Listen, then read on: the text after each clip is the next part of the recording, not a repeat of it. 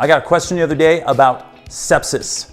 Let's talk about how to treat and prevent the backlash of sepsis after you've had it. This is a very serious condition. A lot of people don't make it through.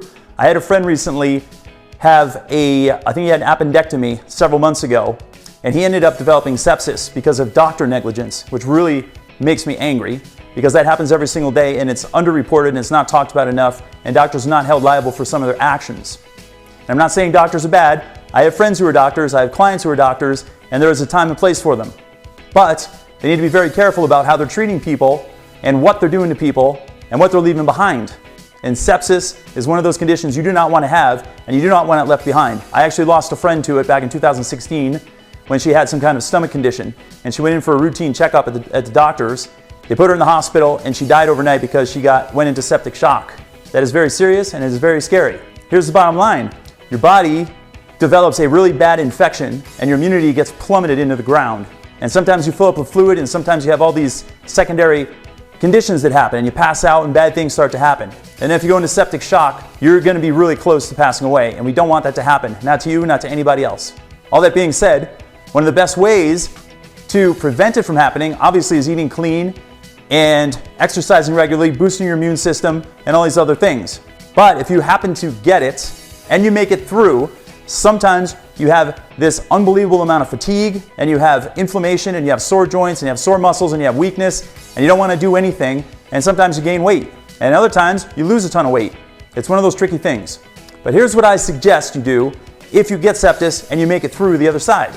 Now, I am not a doctor. I'm just giving you information that I know has been effective for a lot of conditions out there and a lot of issues that people have had over the years. And you should know by now, I'm a big proponent of fasting. My brand is called Fasting for Fitness, and that's exactly what I want to talk about. The key thing is you want to try to get your body as alkaline as possible, and you want to get your immune system through the roof and firing on all cylinders. The best way and fastest way to do that is to eat clean, organic food with a high amount of alkaline foods as well. Your high alkaline foods include all forms of greens, such as baby spinach, kale, collards, arugula, frisee, romaine hearts, you name it. Any type of green, baby spinach, that's a good one. Add it to your salads and eat copious amounts. And then you have celery, cucumbers, avocados, tomatoes, broccoli, cauliflower, cabbage. You get it, all these kind of foods. Brussels sprouts, that's another good one. All the cruciferous vegetables. Get a high intake of all those vegetables every single day. Drink plenty of water. Eat sea salt, put it in your water too. That helps alkalize your system, and it keeps your electrolytes high too. Then we want to talk about the fasting protocol. My suggestion is 16 hours a day minimum, 2 meals, no snacks in between, 0 alcohol, very little amounts of coffee, nothing processed, no high amounts of sugar or white flour products or anything like that. And again, stick with things that are all clean, natural, and as close to organic as possible.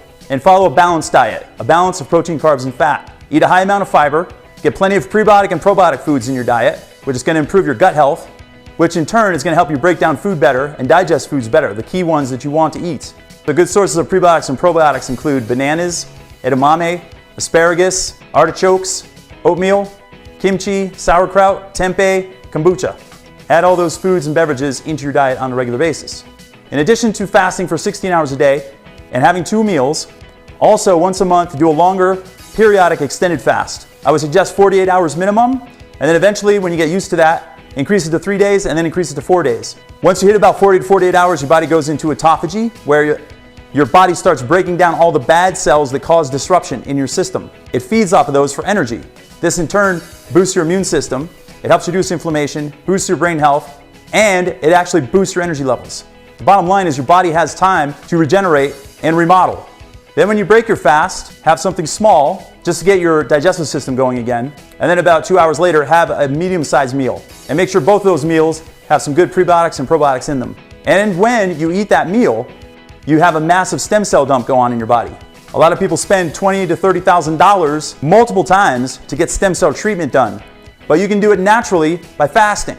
In turn, this is going to heal up old injuries. It's going to really advance your stem cells throughout your whole entire body, helping to get rid of sepsis even faster.